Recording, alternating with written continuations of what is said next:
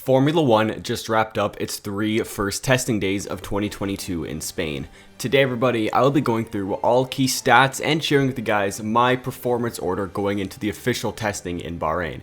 My name is Chris, welcome back to CFRacing, and enjoy the video.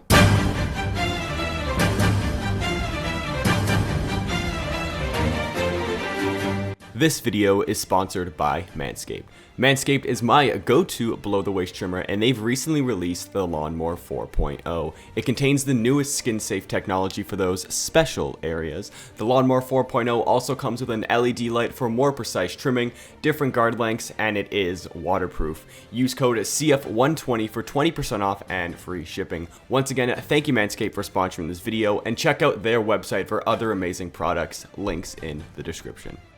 Hey everybody, what's going on? CFRacing here, guys, and today everybody, welcome back to another Formula One video. Today I'll be going over all 3 days of preseason testing and giving you guys what I believe is the pecking order so far. So that being said, if you guys want to see more F1 videos just like this one, then please consider hitting that like button and subscribe. Also take a look at all my socials, link is down in the description. And with that being said, guys, here is what I believe the pecking order is after testing.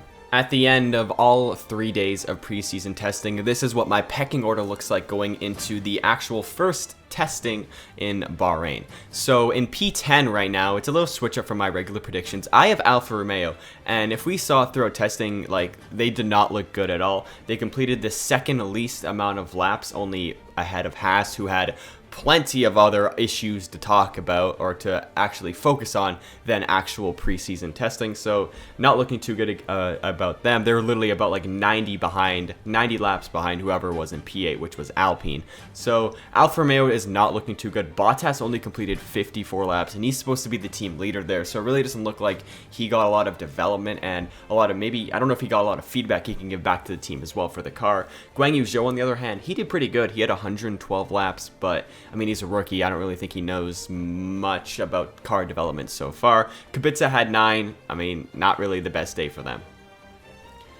In P9, I have Haas, and I mean, them and Alfa Romeo, I think, are going to be the clear bottom teams this year.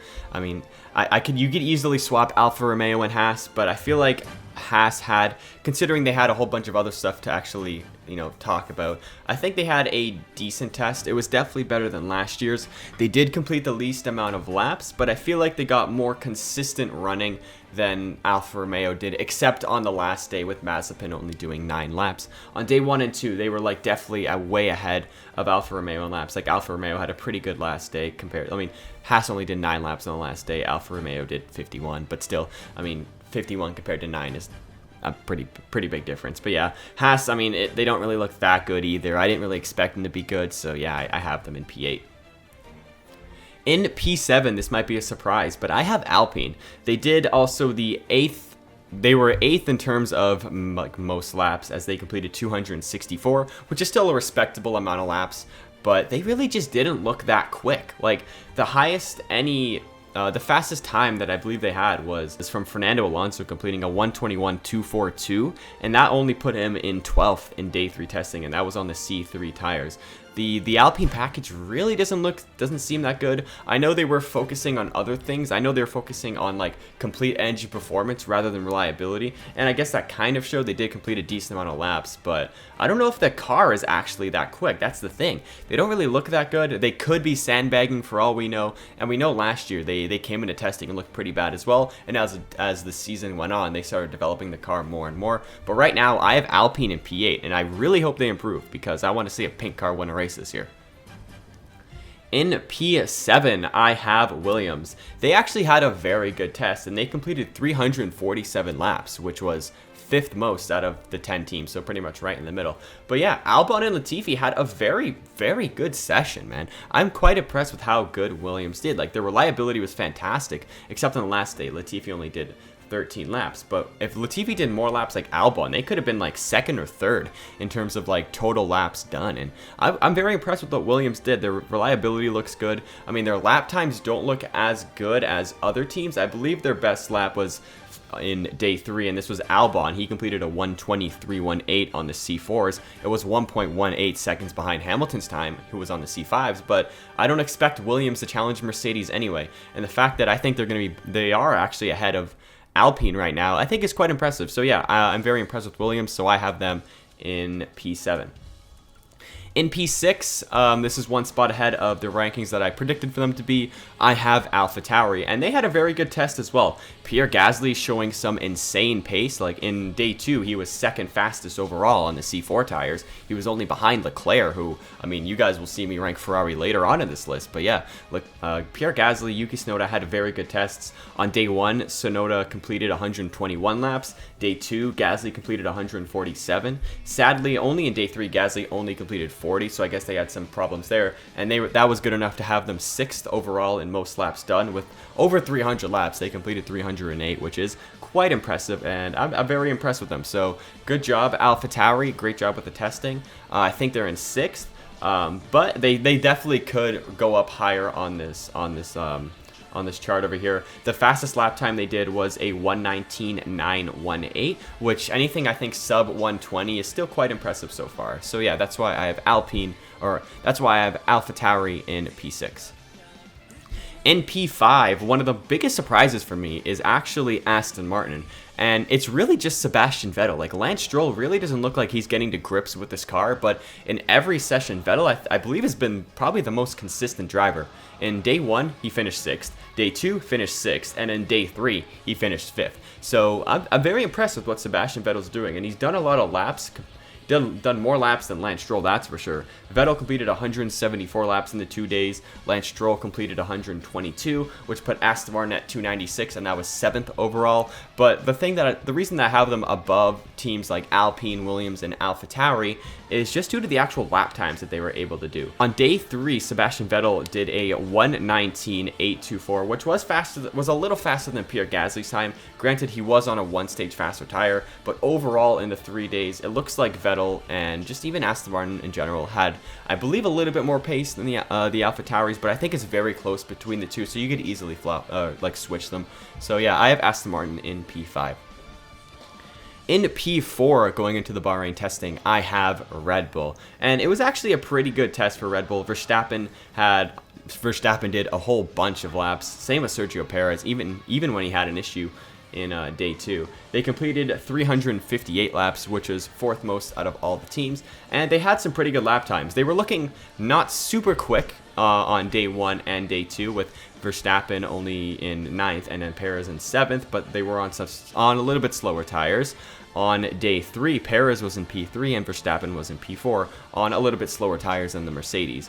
Honestly, I think the Red Bull package and their whole side pod thing is crazy, but Red Bull's looking pretty good so far, and I mean, I have them in 4th right now. I just want to see a little bit more from them and maybe a little bit more quali speed. Like, we really haven't seen them plop on the C5s or the C4s and just do a quali run like we saw the Mercedes and even Aston Martin do today. But yeah, I have Red Bull in P4, but I would not be surprised if we go into the next testing in Bahrain and they're just 1-2 every single time. In P3 right now, I have McLaren, and they had a very good test. They completed the 3rd most amount of laps, which was 367.